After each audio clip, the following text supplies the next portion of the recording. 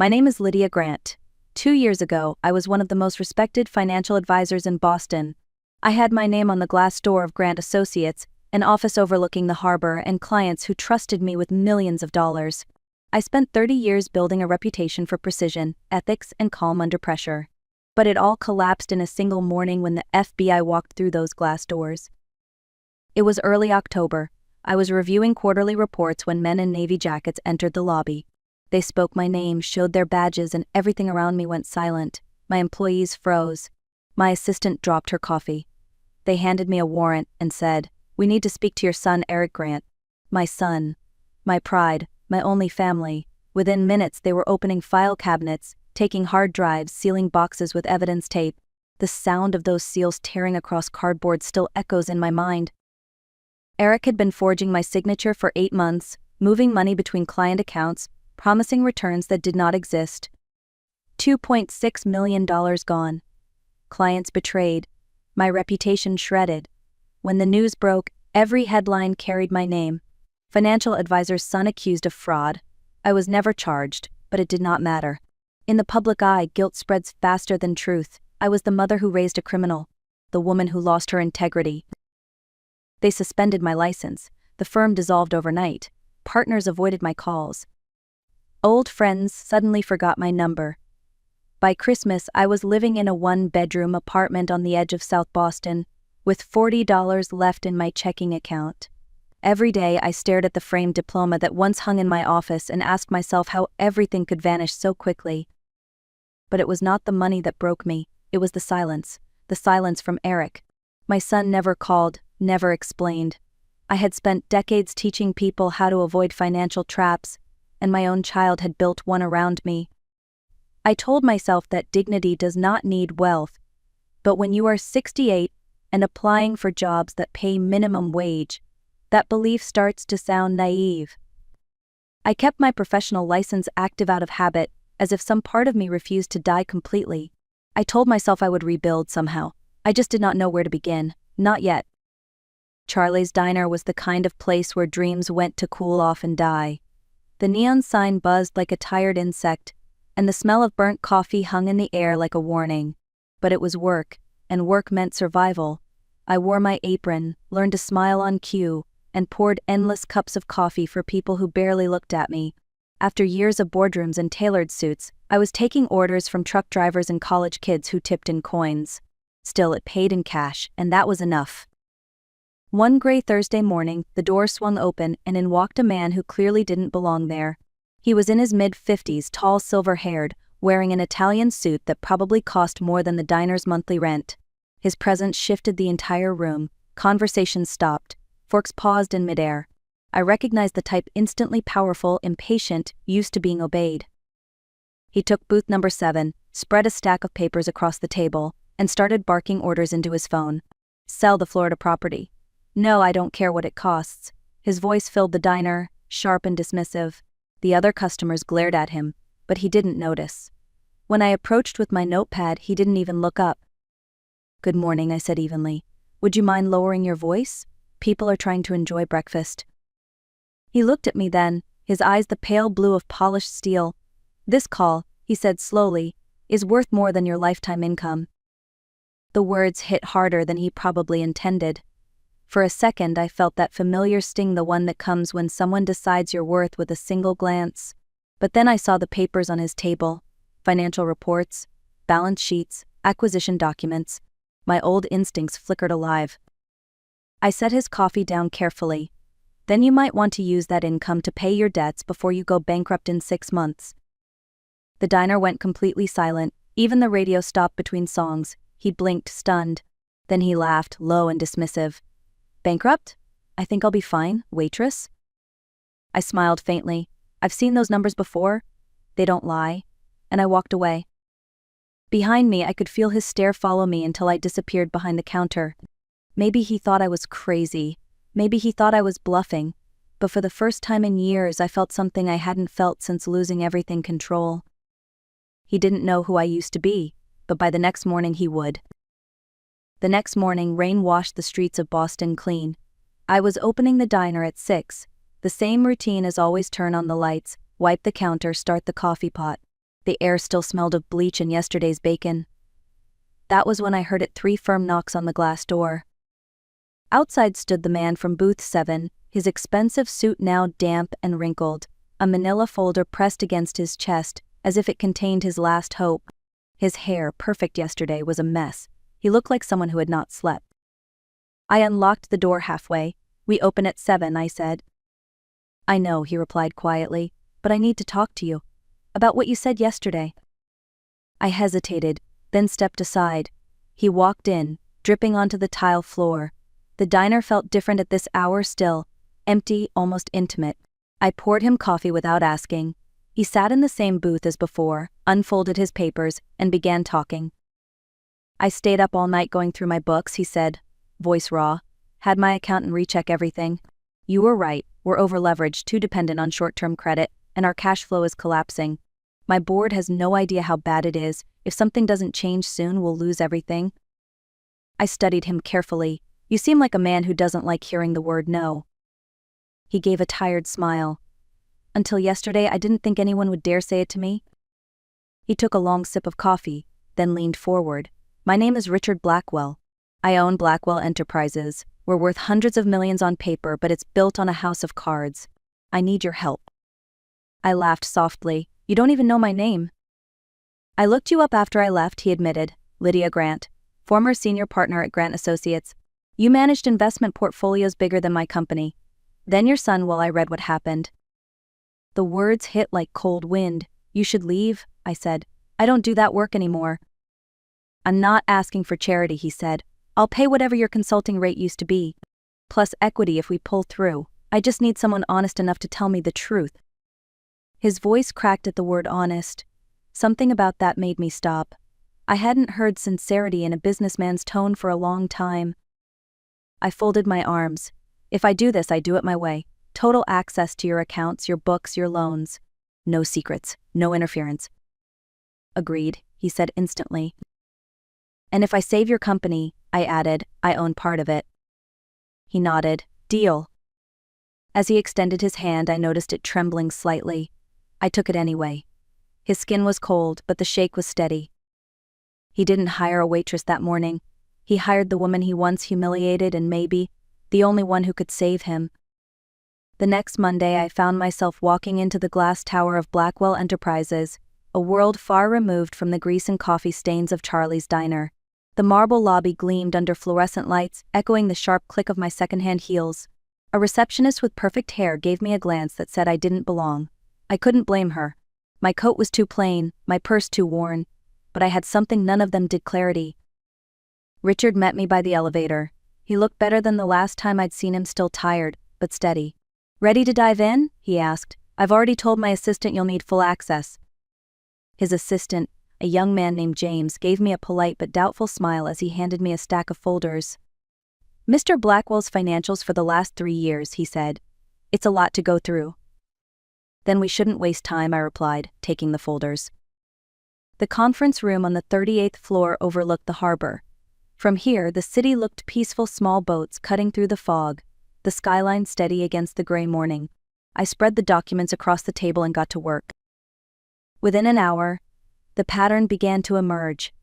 The company was drowning in high-interest loans, holding properties in Florida that were losing value faster than they could be sold.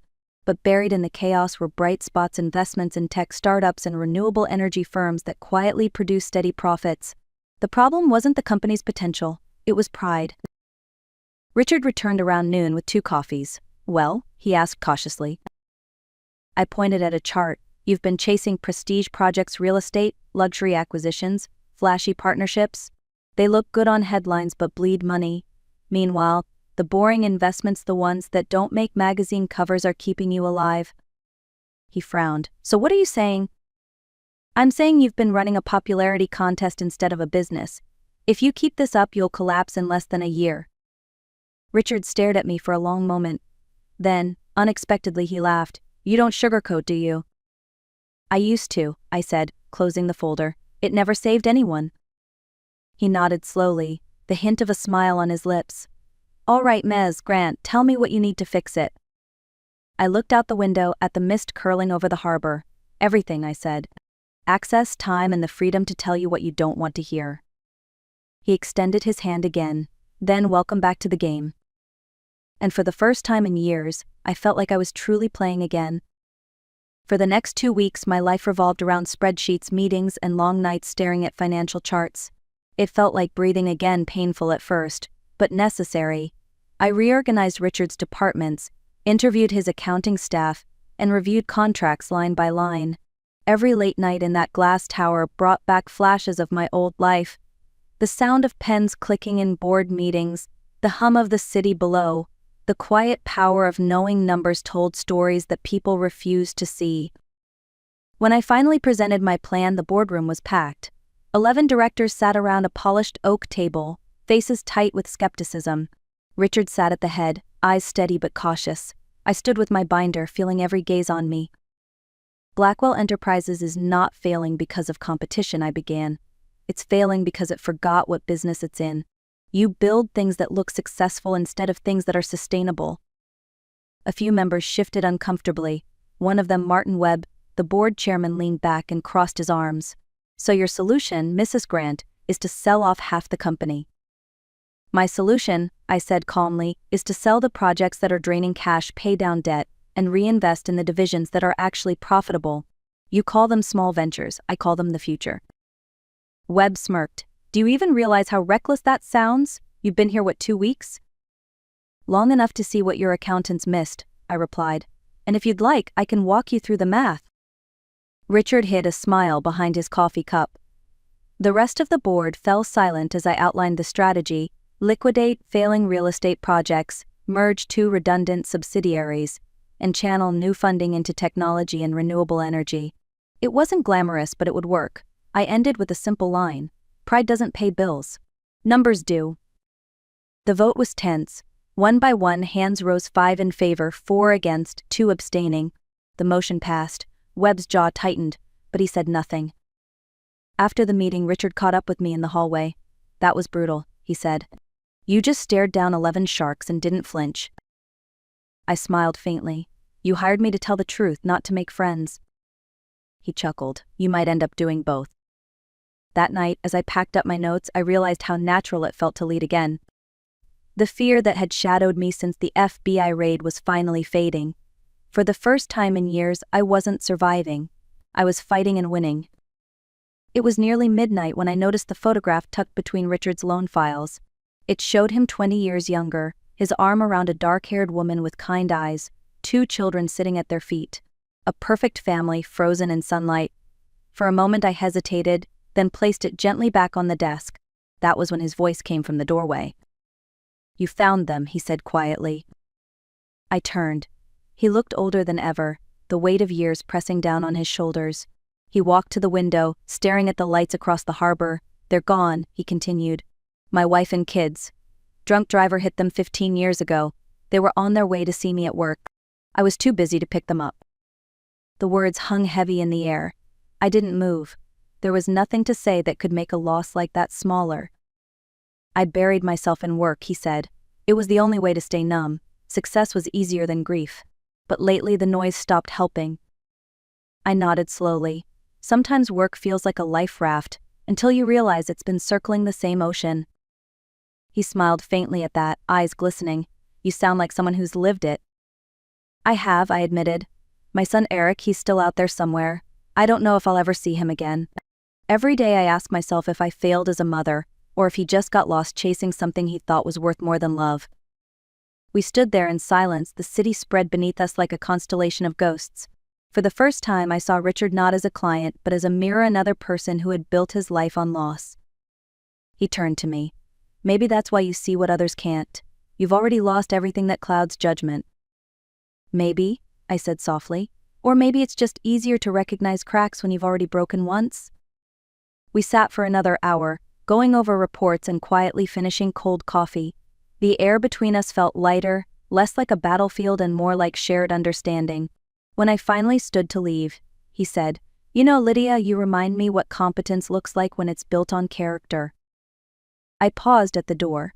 And you remind me that redemption isn't a theory, I said. It's a decision. The next morning we both returned to work with something new in our eyes, not ambition, but purpose. The company was beginning to stabilize.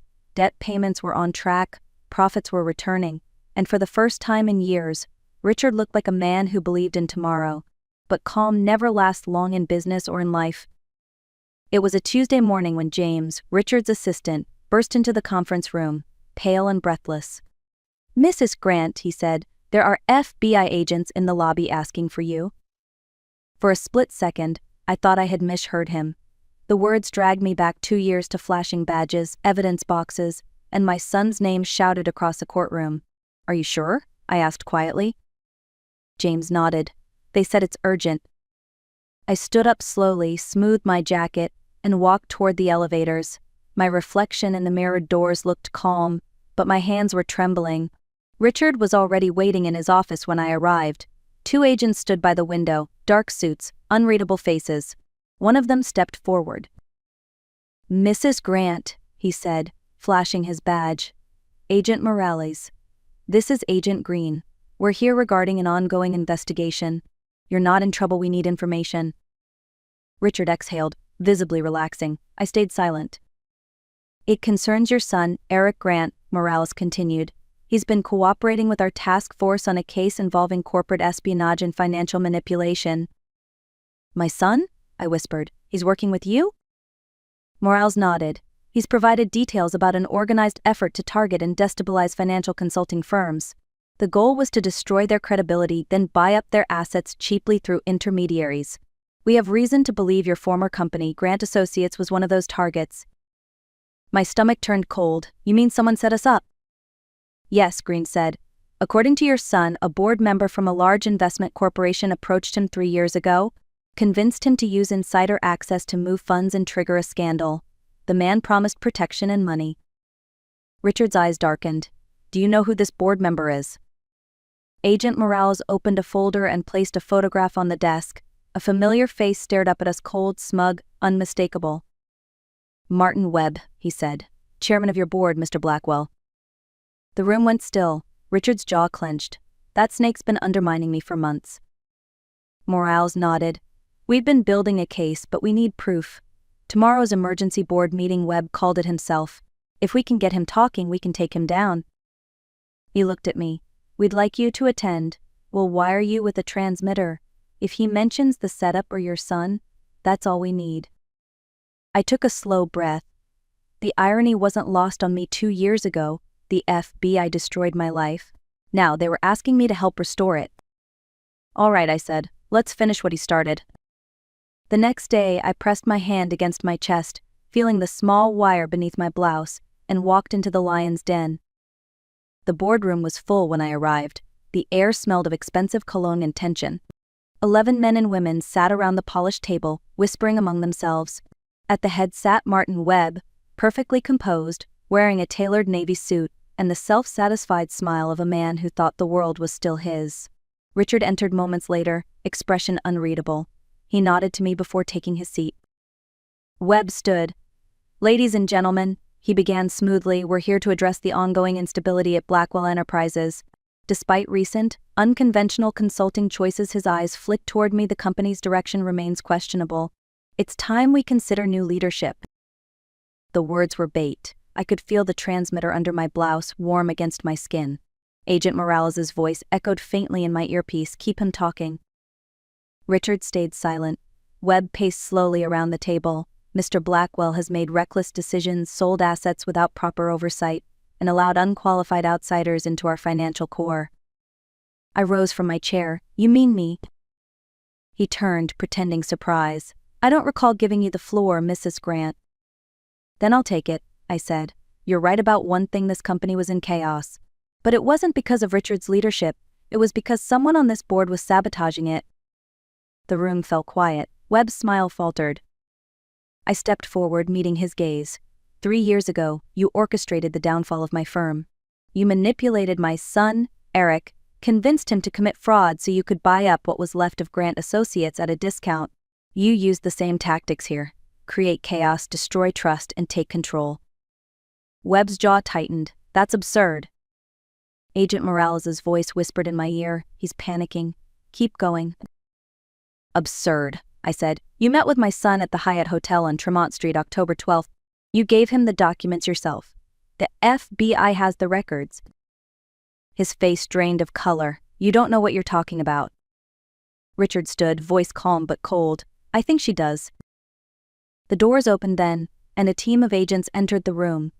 Martin Webb, Agent Morales, announced, "You're under arrest for conspiracy to commit wire fraud, corporate espionage, and racketeering." Webb's eyes darted toward me, filled with fury and disbelief, as they pulled his hands behind his back. "You set me up," he hissed. "No," I said quietly, "you set yourself up. I just made sure the truth was heard." As the agents led him away, Richard exhaled slowly. "It's over," he said. "Not yet," I replied. "Now we rebuild." 6 months later, Blackwell Enterprises was thriving. Richard's name was cleared, and my consulting firm Grant Strategic was back in business. The insurance settlements from Webb's crimes restored what my clients had lost. My son Eric, free at last, sent me a letter that ended with 3 simple words: "I'm sorry, Mom." Sometimes revenge isn't about destruction. It's about resurrection. About proving that no matter how deep they bury you, you can always rise again. And at 70 years old, I finally did.